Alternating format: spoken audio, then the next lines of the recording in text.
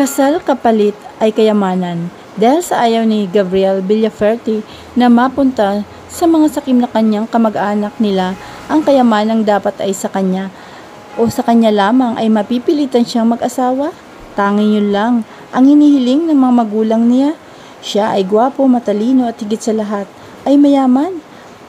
Marami ang nagkakandara pa sa kanya. Ngunit pihikan siya sa babae dahil doon. Kaya naman ay wala siyang nobya. Kaya kailangan niya tuloy makakita ng babaeng handang magpakasal sa kanya. Alexis Montenegro, galing sa isang mayaman pamilya, ngunit nalugi sila at nagkabaon-baon sa utang ang kanilang pamilya dahil sa matinding pangangailangan, kaya tinanggap niya ang kasal na alok sa kanya ng isang estranghero. Magpapakasal siya dito at magpapanggap na asawa niya, ngunit hindi ito madali dahil kailangan nilang sundin ang kasunduang ginawa nilang dalawa. Una, bawal ma-inlove. Pangalawa, open makipag-date sa iba ngunit kailangan makilala ng isa't isa. Pangatlo, walang pagtatalik na magaganap. Pang-apat at pinaka-importante sa lahat, dapat hindi mabuko hanggat hindi maisasalin sa pangalan ni Gabriel ang yaman. Anong mangyayari kapag nagsama ang dalawang estranghero bilang mag-asawa para lang sa kanilang adhikain? Paano nila kukumbinsihin ang mga tao sa paligid nila sa tunay ng kanilang o tunay ba ang kanilang pagmamahalan? Paano kung sa kanilang pagpapanggap ay isa ang ma-inlove? Makakaya kaya nilang sundin ang kanilang kasunduan na kasal-kasalan? Atin pong subaybayan ang bago na naman pong kwentong ito. Kasalukuyang kumakain ng agahan ng pamilya Villafuerte sa kanilang mansyon. Gaya ng dati ay salo-salo lahat sila. Yun na kasi ang kanilang nakaugalian bilang tatatlo lamang sila sa bahay. Nagmamayari sila ng isang malaking farm ng mangga at kabi-kabila ang negosyo nila. Napapalibutan sila ng maraming kasambahay para tumulong sa kanila. Iba pa ang maraming tauhan nila sa manggahan. May anak ang mag-asawang Senyor Magno at Senyora Lucila. Si Gabriel yon ang kanilang uniko iho at ang nag-iisa nilang tagapagmana. 26 na taong gulang na ito at namamahala sa isa sa pinakamalaking mango processing factory sa Pilipinas. Tutok na tutok siya sa negosyong ito at malaki ang pagpapahalaga niya rito. Gabriel, iho, tumatanda na kami ng mama mo. Kailan mo babalak mag-asawa, ha? Baka naman sana kami, o bago pa naman sana kami mamatay, ay makita pa rin sana namin ang aming mga apo sa'yo. Wika ng kanyang ama. Nasa edad 60 na ang matanda, ngunit malakas pa rin. Siya ang tagapamahala ng kanilang farm. Nirerespeto ito ng mga taga roon, lalong-lalo ng ang kanilang mga tauhan. Kahit na mayaman ang mga ito, ay hindi sila mapangmata at matapobre. Ang tanging ayaw lamang na mag-asawa ay yung inaabuso ang kanilang kabaitan. Pa, darating din tayo dyan. Huwag tayong mag-alala. Saka busy ako sa aking negosyo. Wala pa akong time para makipag-date. Mahinahong sagot naman niya, ngunit naiirita siya dahil halos araw-araw nila itong ipinapaalala sa kanya. Hindi naman problema yan, iho. May anak ang kumpanyero ko na dalaga. Kung gusto mo ay doon na lang kita ipagkasundo. Mungkahin ng ama na nagpangiwi sa kanya. Oo nga naman, iho. Ayaw naman namin na maiwan ka namin na nag-iisa. And besides, hindi ka na bumabata pa. Singgunda naman ni Dunya Lucila, magaling manamit at mapustura ang ina niya. Kaya naman ay hindi halata ang katandaan nito. Kasundong-kasundo niya ang mga ito kahit na minsan ay napipeste siya sa mga pangungulit nila. Pa, ma, just wait, okay? Saka ayaw ko yung rito-rito na ganyan. Ako ang hahanap ng babaeng papakasalan ko. Maanghang niyang wika. For now, kailangan ko nang pumasok sa opisina. Iwas niya pa rito at nagpunas na ng bibig at lumayo mula sa kanyang kinaupuan. Kahit na maliit pa ang nakakain niya ay pilit na nagtapos para Umalis na lang siya at matigil ang dalawa.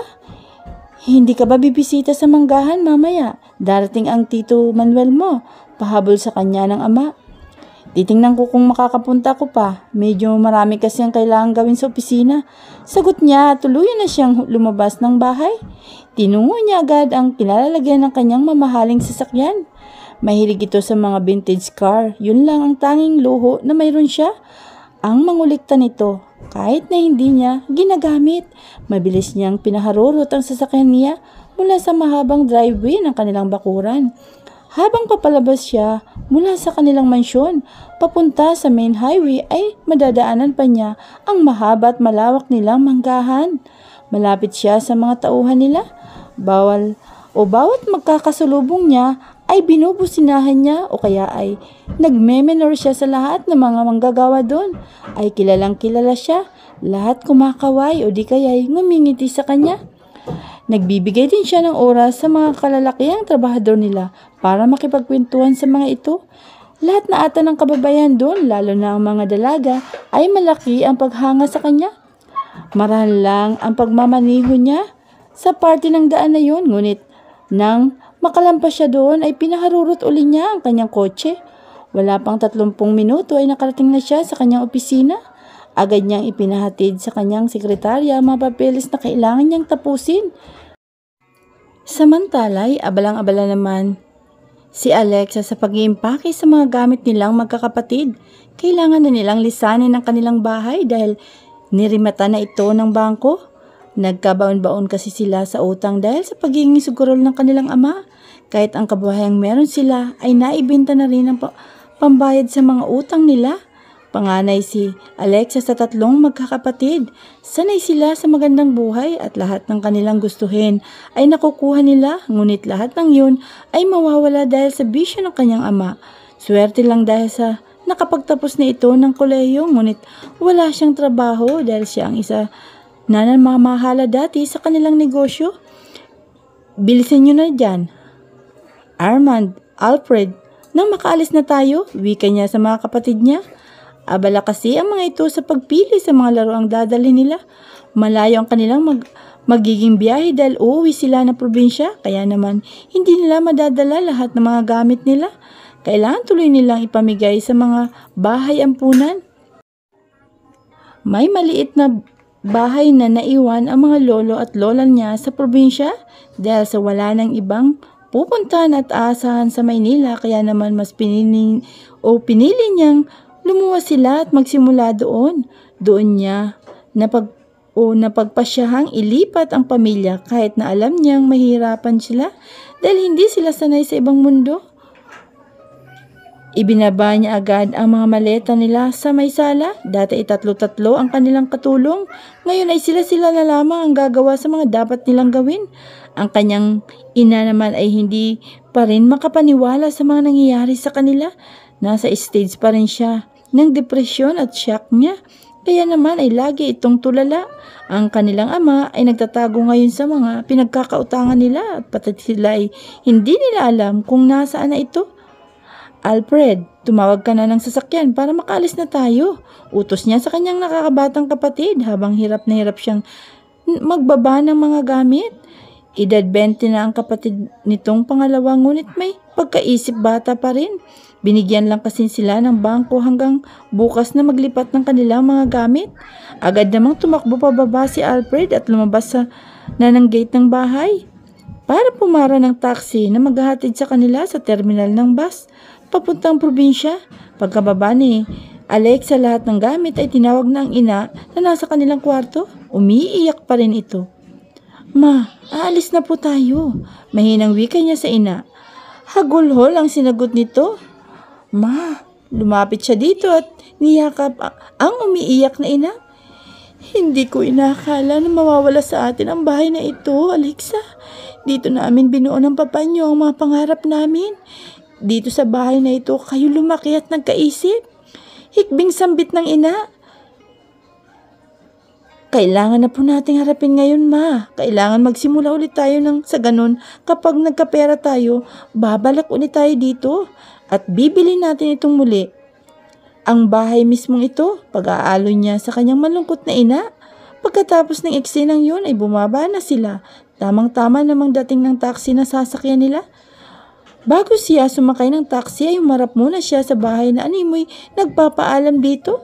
Tama ang mama niya. Dito na sila lumaki ngunit ngayon ay kailangan na nilang lisanin.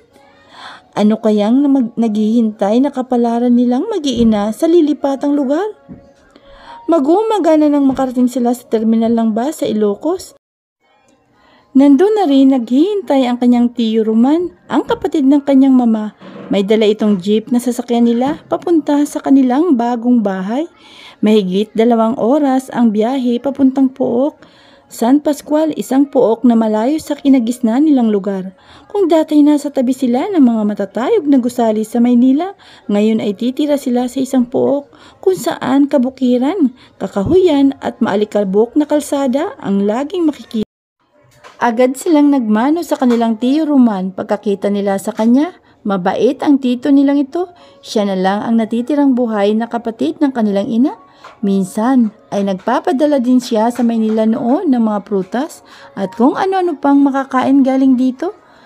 Kumusta ang biyahe niyo? Magiliw niyang tanong sa kanila. Mabuti naman ho tito. Kumusta po kayo? Hindi po kayo nagbabago wika ni Alexa sa kanyang tiyuhin. Ikaw talagang bata ka, nagawa mo pang magbiro. Kumusta ka na? Alicia, baling ng tiyo sa kanyang nakababatang kapatid na ina. Mukhang nangangayayat ka ata, dagdag pa niya. Hindi naman, ganito talaga ang katawan ko kuya, kahit noon pa. May inang wika naman. Ni Aling Alicia? Oh, tara na, sakay na kayo. Doon na lang kayo magkwentuhan sa bahay kapag nakarating na tayo. Nagmamadali niya sa kanila. Mabilis namang sumakay sa jeep ang mag-iina habang nasa daan ay nagkukwentuhan silang magtiyo habang ang mga kapatid niya ay abala sa paglalaro sa kanilang mga PSP games. Talagang ganyan ba ang mama mo? Parang laging tulala. Mahinang tanong ni Tiyo Roman kay Alexa. Pansin kasi nito na tahimik ang kanilang ina at malayo ang kanyang tingin. Iyan po ang epekto sa kanya na mga nangyayari po tito. Hindi po niya matanggap hanggang ngayon na ganito na kami. Malungkot naman na sagot ni Alexa.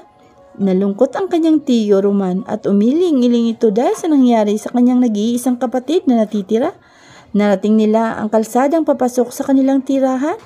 Medyo maalikabok na ito ngunit hindi masyadong pansin dahil hindi ganon katulin magpatakbo ang driver ng jeep. Habang binabaybay nila ang kalsada ay namangha siya sa ganda ng paligid. Hindi pa siya nakakarating sa lugar na ganito. Matatayog ang mga puno ng mangga na punong-puno ng bunga at may mga tanim pang iba't ibang klase ng kahoy sa gilid ng kalsada. Ang ganda pala dito tito. Sariwang-sariwa ang hangin at ang daming mga puno. Masayang wika nito habang nakatanaw sa bintana ng jeep. Oo, maganda talaga dito. Mabibili ka talaga sa mga tanawin at higit sa lahat, mababait ang mga tao dito. Alexa, sigurado akong magiging masaya kayo dito. Wika naman ang kanyang tito Roman.